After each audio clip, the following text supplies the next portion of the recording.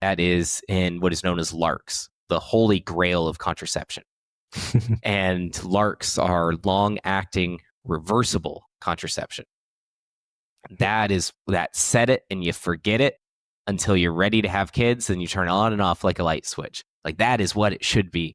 And the holiest of holy grails of LARCs and of contraception is known as a non-hormonal LARC, meaning you get all of that benefit without those health complications that can come from hormones.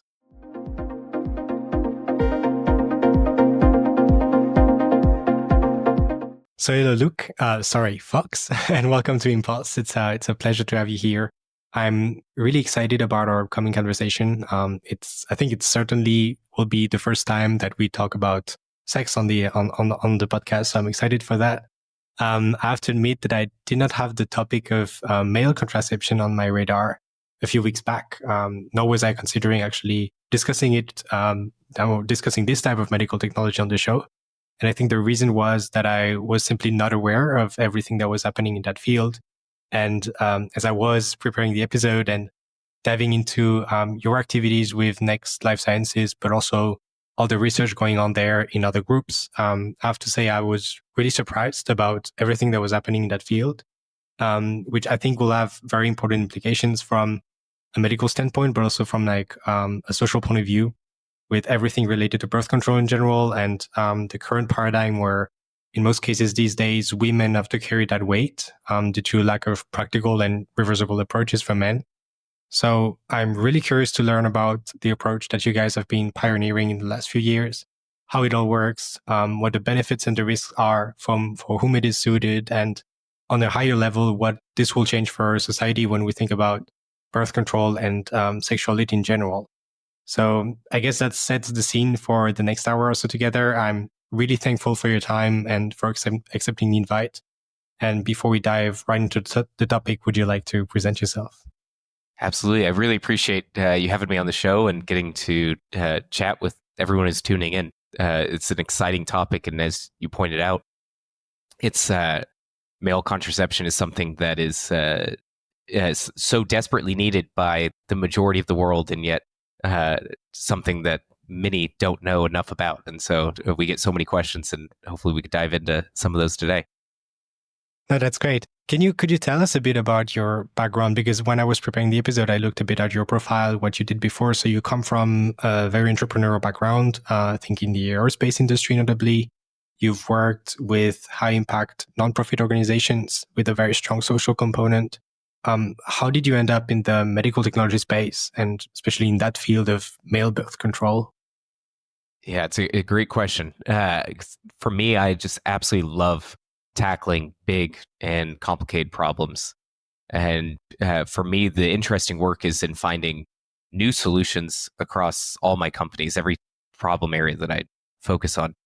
A few years back, I was working in the defense and drone and aviation technologies. All of these are industries very similar to the medical space in that they're highly regulated, and people see them as like this far distant field, but yet something that can make massive impact around the world. And I had an epiphany one day that led me into male contraception. And for me, I was at as part of my role at the U.S. Chamber of Commerce as a vice chair there, I was in a meeting at the White House helping to advise on how we bring about innovation in the drone space, aviation, flying cars, and what is that next big thing for human prosperity. And it just struck me like a brick in the face, like with all of these incredible innovations happening, how are we ignoring the fact that we're missing just the fundamental human right of the ability to choose when and if to have a child? Like the one thing that makes for the biggest opportunity for someone's life, and yet half all pregnancies are unplanned. And it just like blows my mind. And it was like, how, all these things are important. We need to do them. And at the same time, we also need to solve this.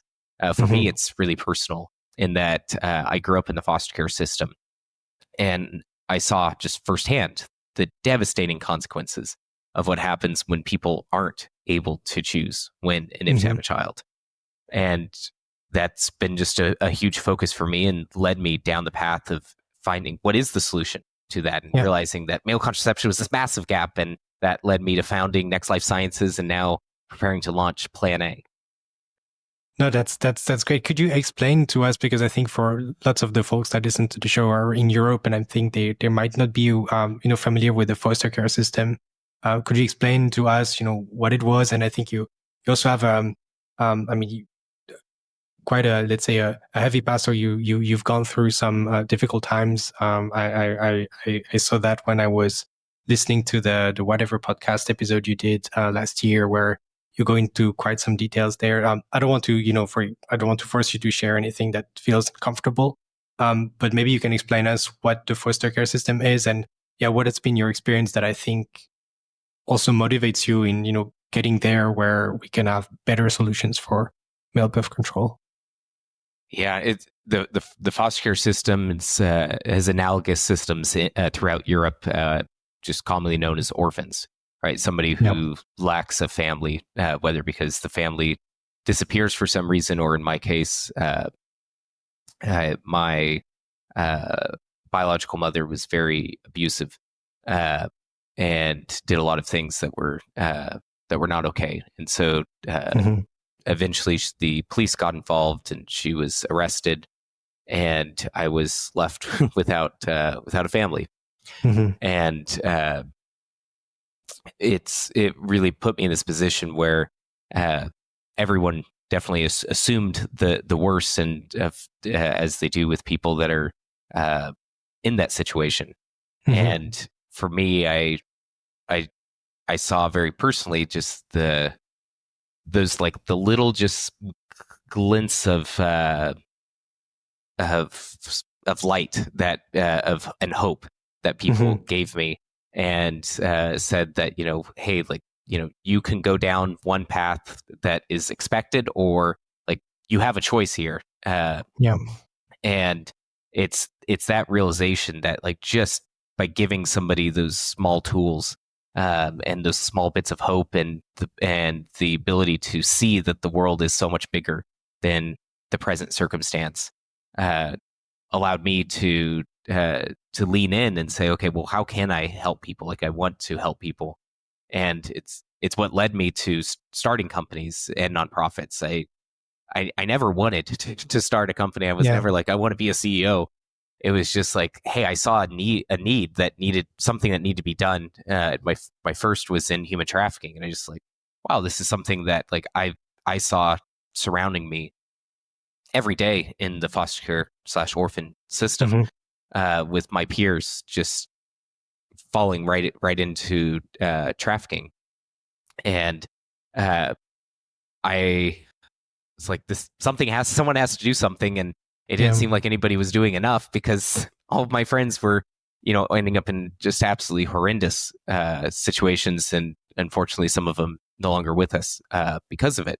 And so that's where I started my nonprofit in that space, and then I started to realize like that's how we can help, or at least how I can help, is by finding these problems that need to be solved, and either joining forces, or I ask myself, if not me, then who? And if not now, then when? And if it's like, gosh dang it, I guess it's got to be me, and it's got to be now, then I end up with a new nonprofit or a new company. No, that's incredible, and thanks for sharing that. And I think, we can already feel the incredible drive that you have, and maybe we can shift gears towards the your activities with Next Life Sciences. So could you explain us a bit? We talk about male birth control in the intro, some of the, let's say, issues in society at the moment. Could you explain what's the mission with Next Life Sciences? Yeah, the mission is really to help and enable people to make that so important choice, to prevent the social economic consequences of what happens when you have an unplanned pregnancy.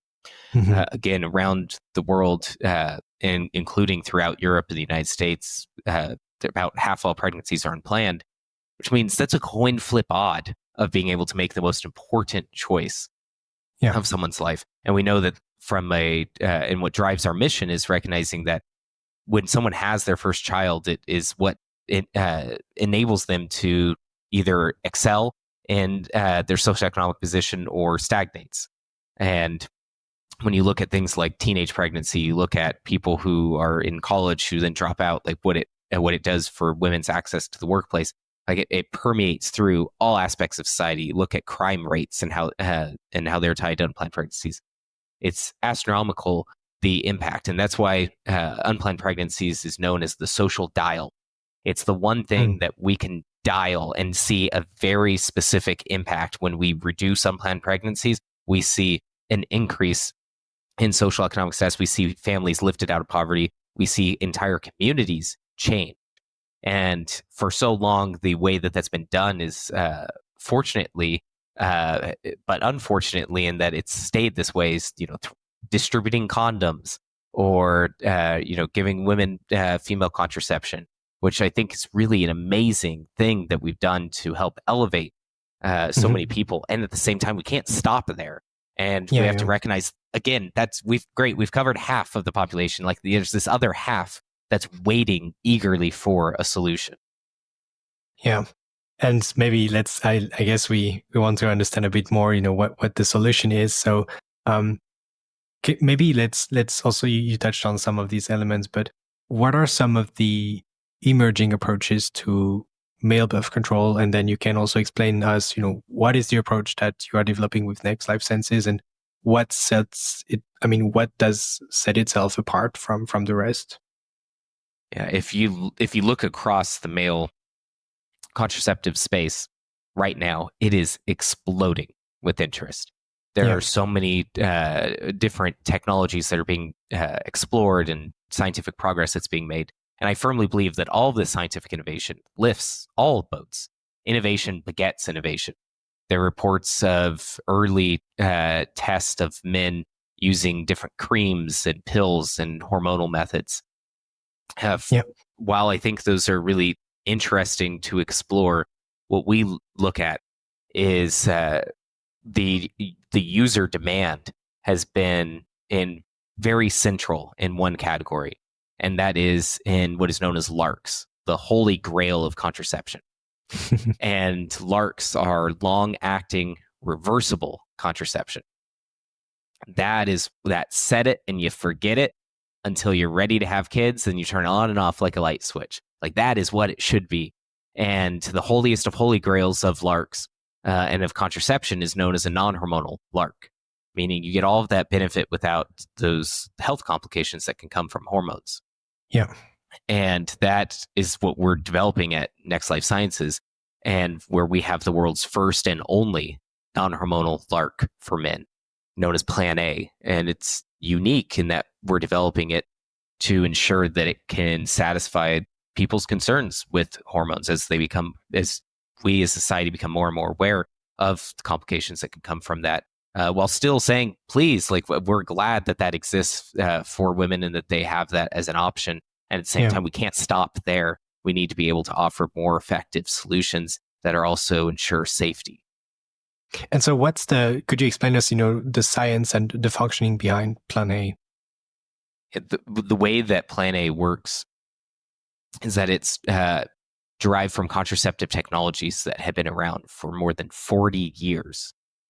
Starting back in the 1970s, scientific research in India led to the development of a method of male birth control using hydrogels to inhibit the flow of sperm. That method, known as RICEHUG, underwent preclinical and even clinical testing in India with incredibly successful results.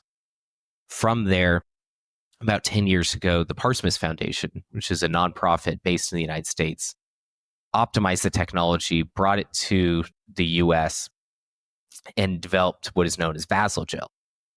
That technology was then shown to be de-risked and incredibly effective, including in non-human primate studies.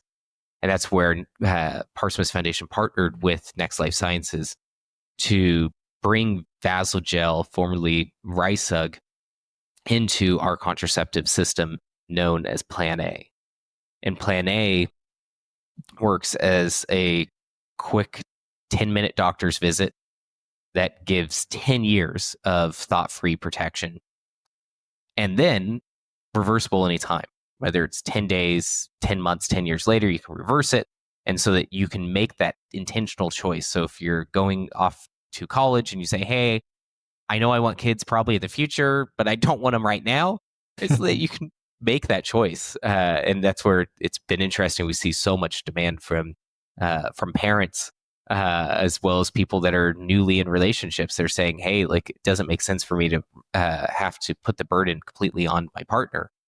What can we do as a couple to make that intentional choice together? I mean, that sounds incredible. So you said like 10-year of efficacy, reversible.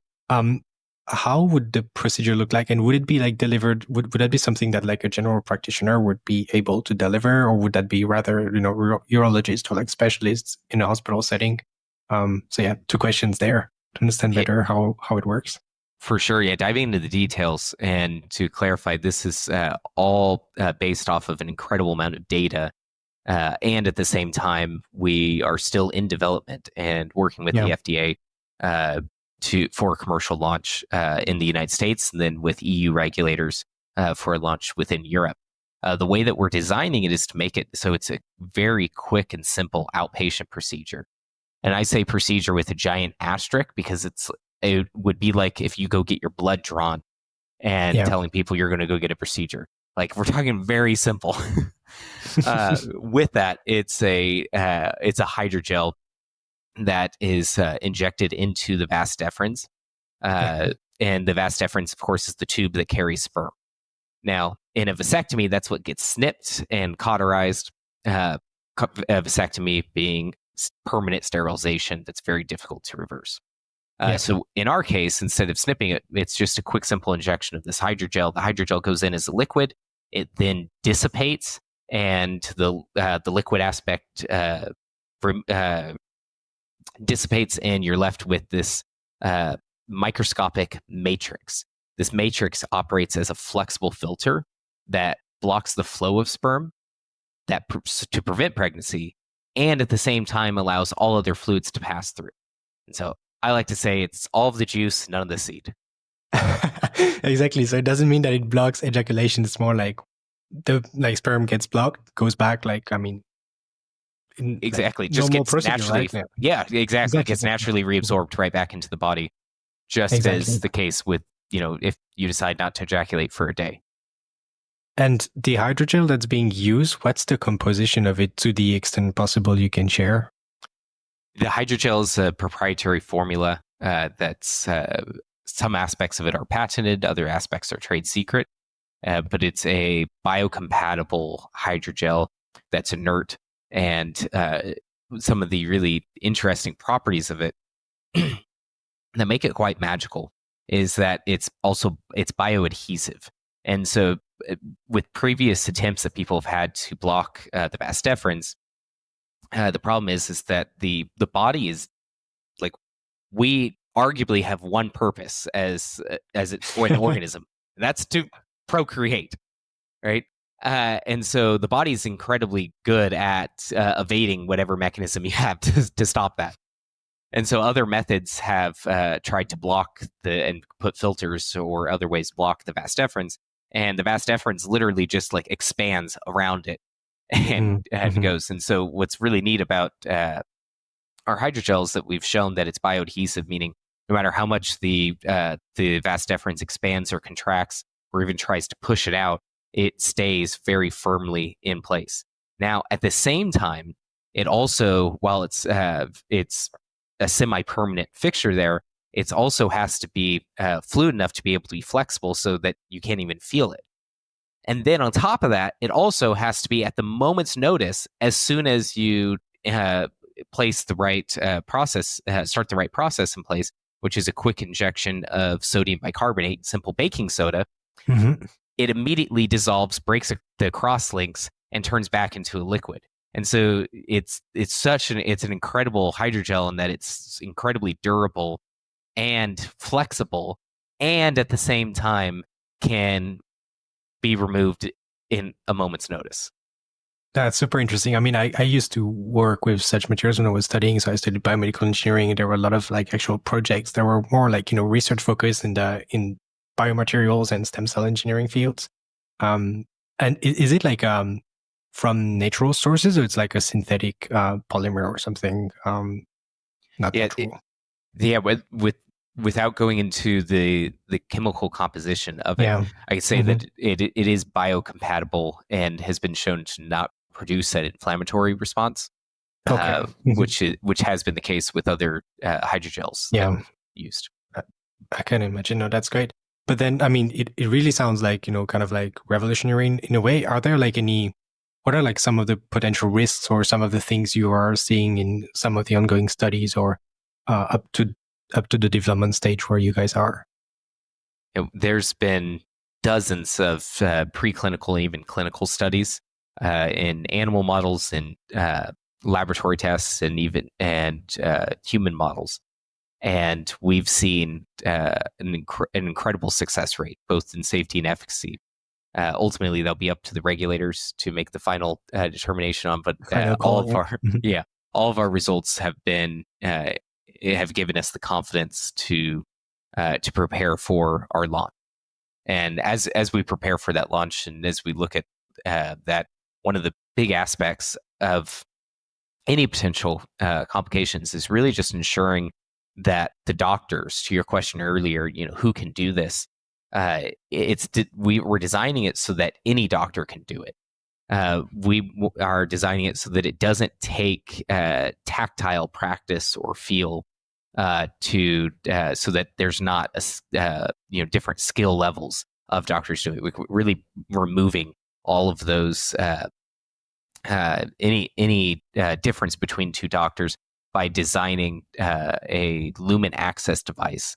Our lumen access device enables it so that the doctors can get it on the first try, can have confirmation before, and the device itself will ensure that the hydrogel is released once it confirms that it's properly in the vas deferens, which is key because this allows doctors to be able to do it much more efficiently, a much broader range of doctors and practitioners to be able to offer it, and gives a man a peace of mind that he can walk in and walk out very quickly with a reliable contraceptive solution.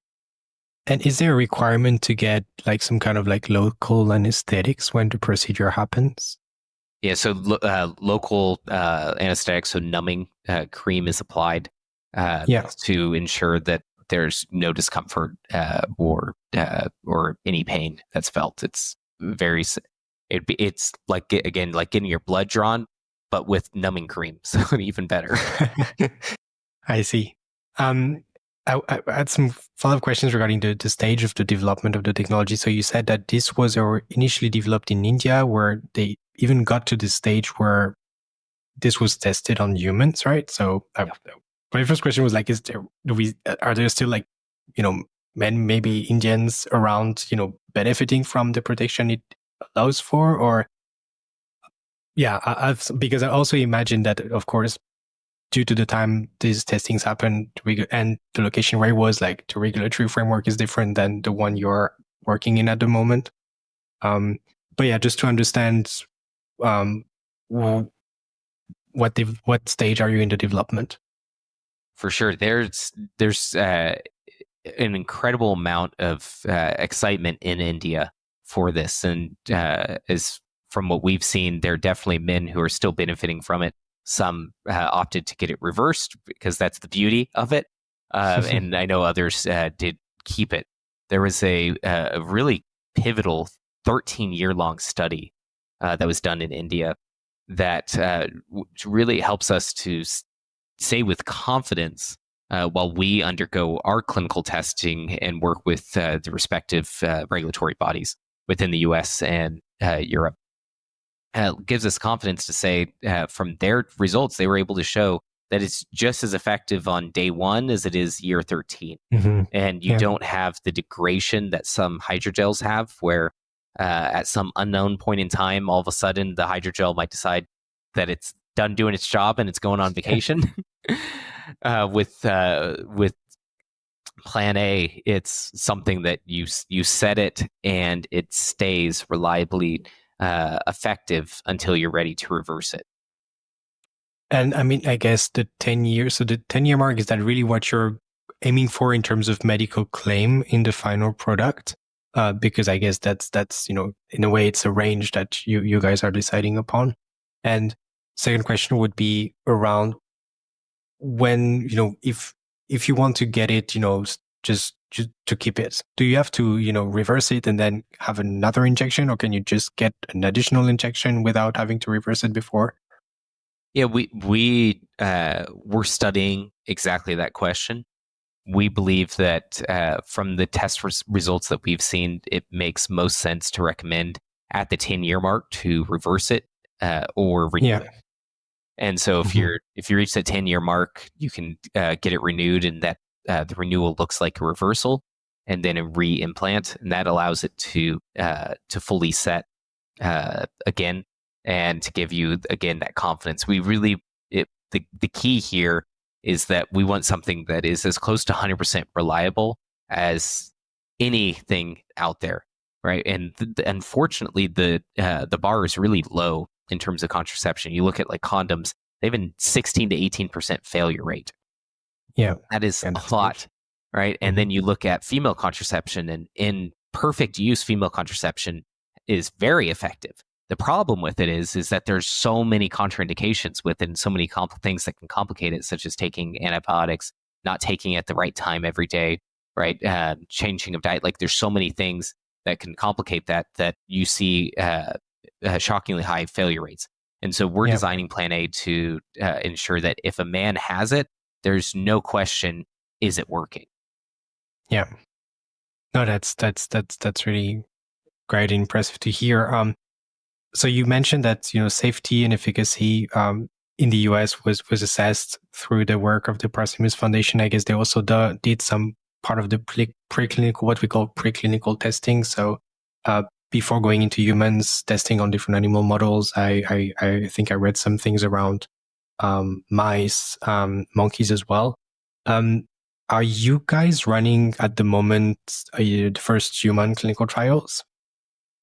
Yeah, that's we're the really exciting stage that we're at, which is now that all of these preclinical studies have been done and with incredible results, including in non-human primates such as different monkey species.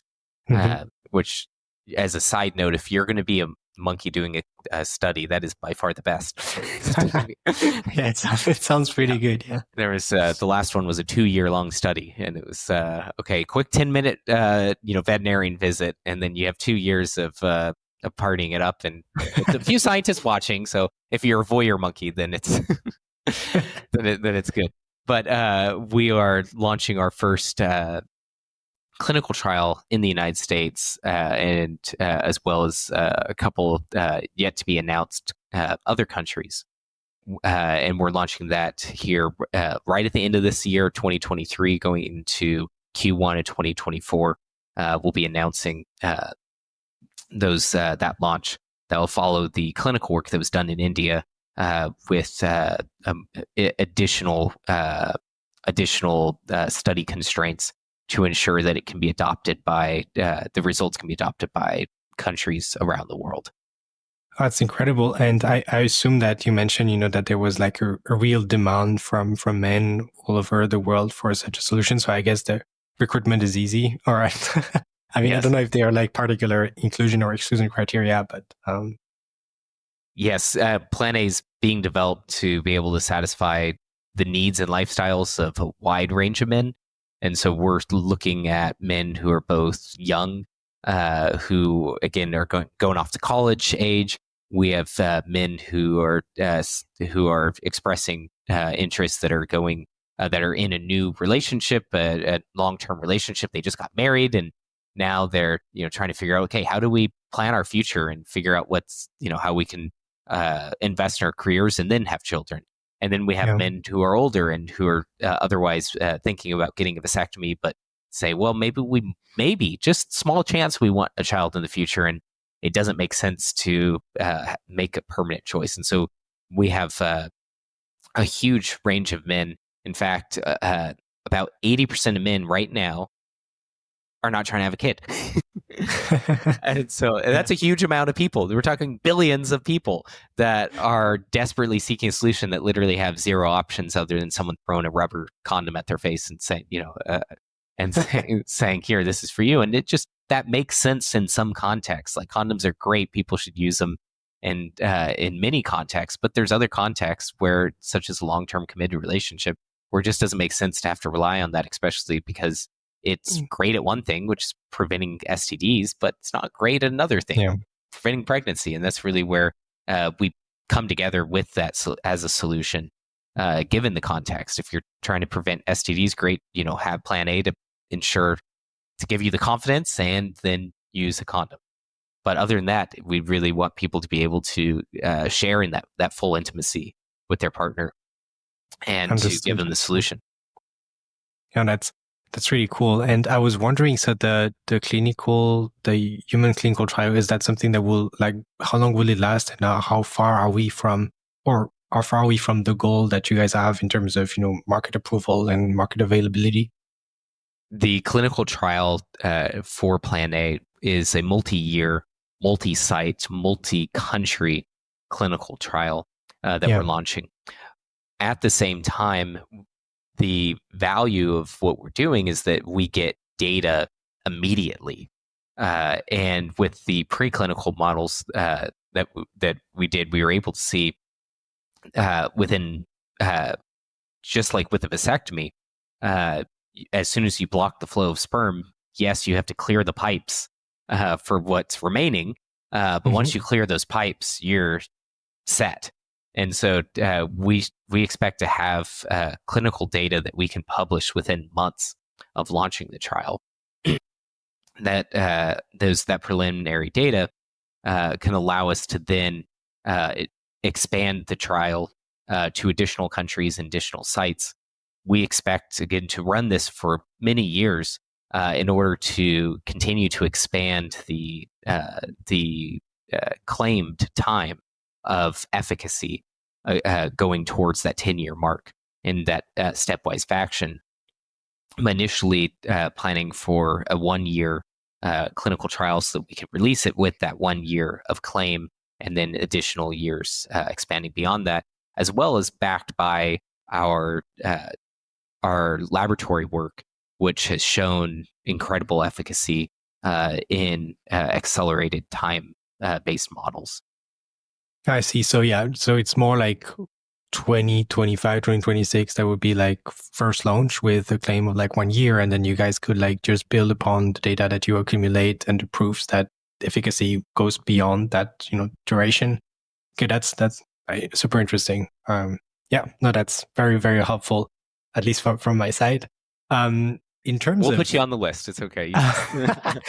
Let's go. Yeah. I mean, if it comes to Switzerland, I would be curious to try. In terms We've of seen a lot of demand from Switzerland. Interest. Really? The Nordic region is we have an intern whose literal full-time job is just managing all of the messages that come to us daily across all of our platforms, from email and social media. And the Nordic region, I think maybe you're very progressive and want to have that expanded paradigm shift, recognizing it's not just these subtle iterations, but like how can we actually like do things better? Yeah. Oh, maybe that's something that we have here for sure. In terms of access to the technology, so current male contraceptive methods are, to my knowledge, not reimbursed by health systems, at least in the US. And I guess like a vasectomy, that needs to be paid out of pocket, so people have to pay for it. It's not their insurance that pay for it. Not knowing how much Plan A would cost, unless you can share any info you have already in that regard, how confident are you that this could be, at some point reimbursed, or, how could you facilitate the access to that technology to the broadest population possible? Yeah, in the United States and in countries around the world, but just because you mentioned in the United States specifically, vasectomies are most often covered by insurance. Most insurance providers do cover it. There's a state in federal law there's a requirement for healthcare providers to cover female contraception. There was, because male contraception didn't exist, there wasn't a similar mandate. But vasectomies, as an example, is covered by almost all insurance. Now, affordability is really critical to what we're developing, and it's what enables a product to be truly available to those who need it and to accessible by everyone who wants it. And too often we see affordability as something that gets handled after the fact, an afterthought in technology development, especially in the medical space. That's not how we are approaching affordability. Even in this early process, and from the earliest stages, we're having conversations with key stakeholders, such as insurance providers, to ensure that it can be accessible. We are working with various clinics that serve a wide range of populations, both in socioeconomic disadvantaged areas as well as in rural areas, to say, what is it that you need as a health practitioner to ensure that you can deliver this to, the tundra, as an example, or to the dense, humid jungles of Southeast Asia. And so as part of that, we've learned a lot and have engineered our solutions to be able to offer a solution to the widest range of people. And we've seen a lot of momentum around accessibility in the United States to help ensure that all family planning methods, no matter what gender you are, can be accessible. In fact, just this last summer, the White House issued an executive order that strengthens access to affordable, high-quality contraception and family planning services. We are building upon this momentum to make sure that Plan A is accessible for everyone, no matter where they are or what other limitations might be in their life, recognizing that Plan A, again, it appeals to such a wide variety of people, from those who need it because their socioeconomic position puts them in a position where they are looking for ways to elevate themselves out of poverty, to people that are in a high rise in a multi-million-dollar mansion in New York City, to demand we're seeing from refugee camps, where it's truly, to me, it's just a personal honor to be able to serve such a diverse population, and to be thinking about, how do we make this appealing to both a billionaire and to somebody who dreams of financial freedom, and how can we help support them in that process? It's truly just it's an exciting time to be alive. That's really great to hear. And I was about to ask, what is the kind of like the philosophy of the company? Because if that goes through and there is such a high demand, we can also go a bit into the details of maybe what you guys are doing or plan to do to convince some of the others who might be skeptical, because there are always, I think, some people will not be convinced by the concept from the get-go. So what's the philosophy like? Is it like, you've worked in nonprofits. I assume your goal is not to say, let's make a huge amount of money with this, I sell the company, and then I go live on the Canary Islands or whatever. So could you tell us a bit what's the philosophy of the group you're leading in that regard?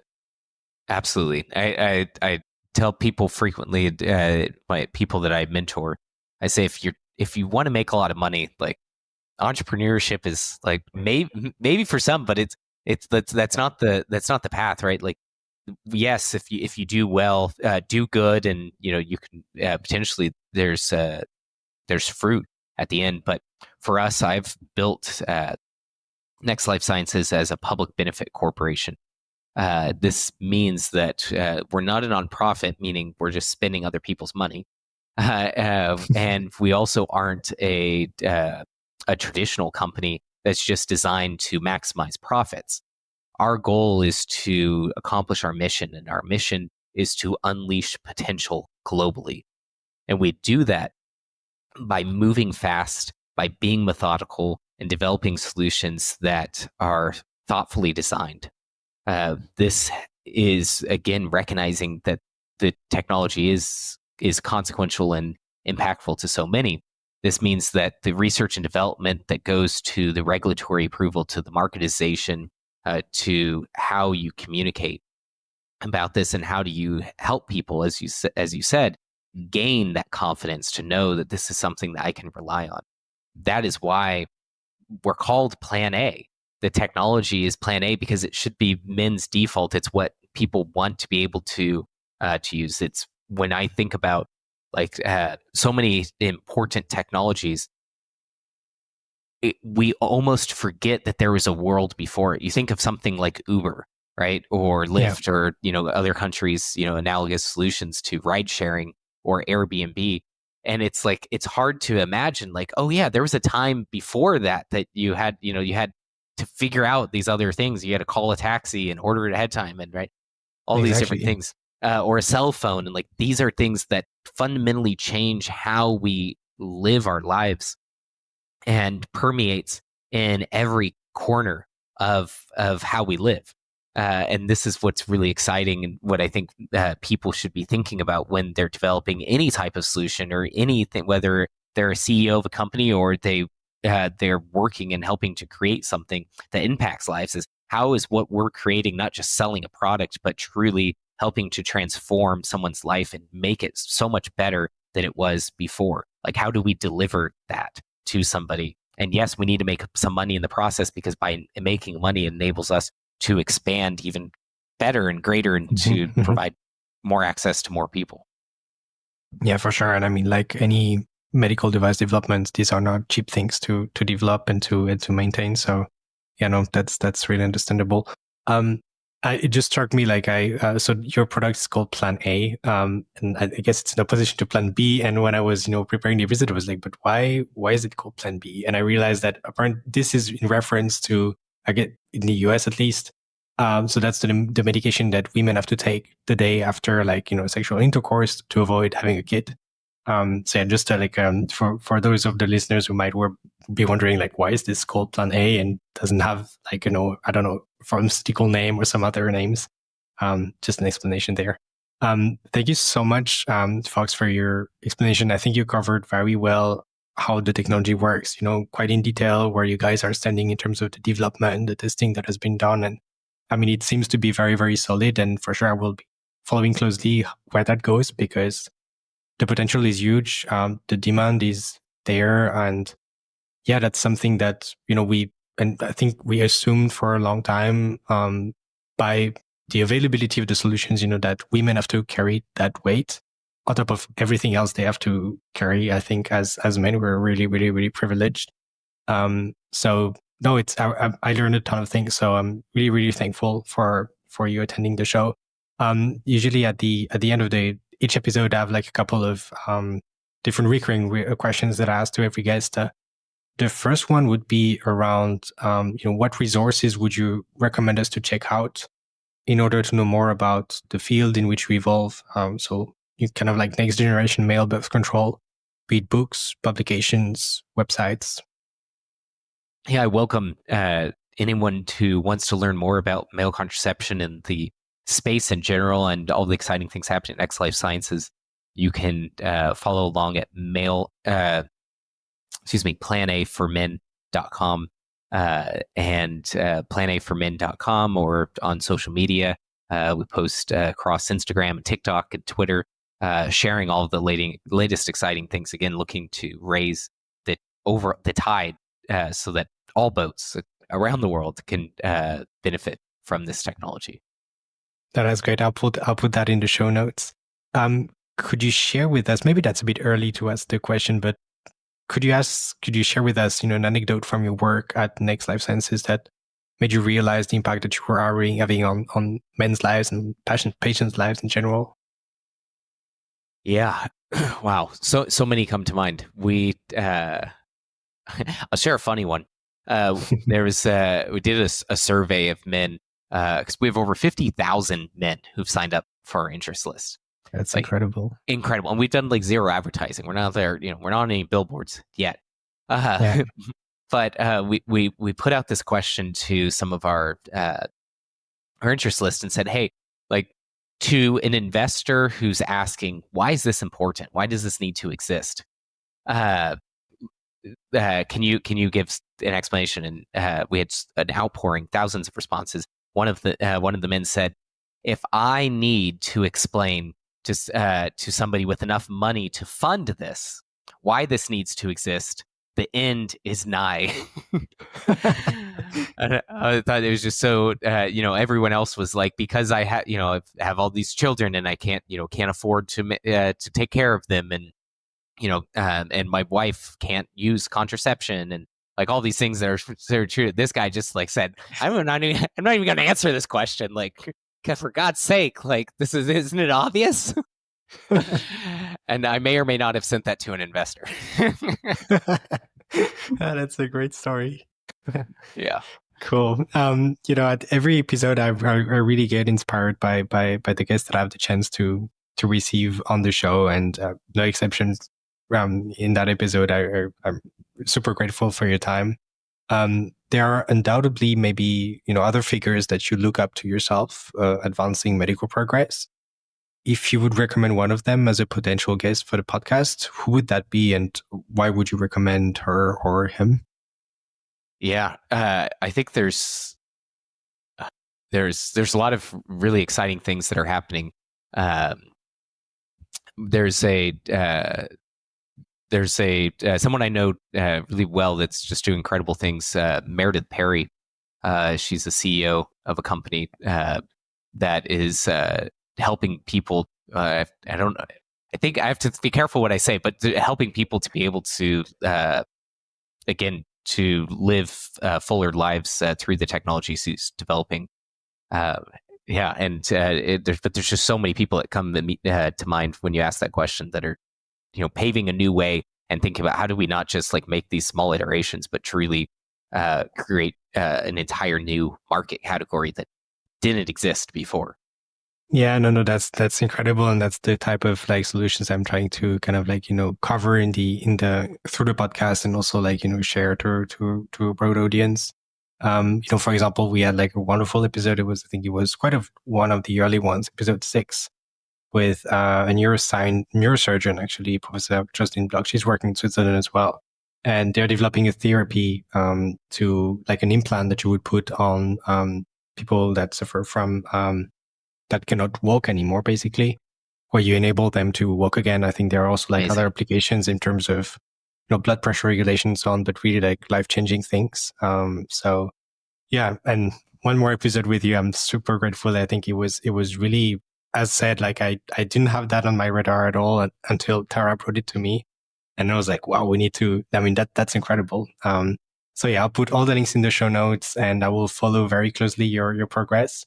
To the listeners who are still with us, thank you for joining and for your valuable time listening to the conversation with Fox. I really hope you enjoyed it. I've been receiving a lot of feedback and guest suggestions since I started the show, and I'm forever grateful for that. It's really thanks to you guys and the amazing people that I get to meet through the show. Don't forget to subscribe to it and leave a 5-star review on your preferred streaming platform. It really helps me a lot driving the podcast forward.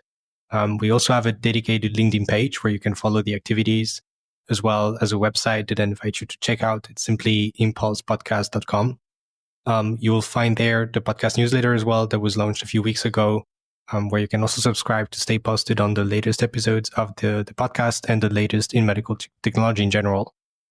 So thanks again for your time and support. Thank you, Fox, for your time. And yeah, see you in the next one. Thanks so much for having me. Thanks for watching the episode. I hope you enjoyed it. You can subscribe by clicking on the podcast channel at the top right and watch another episode here at the bottom.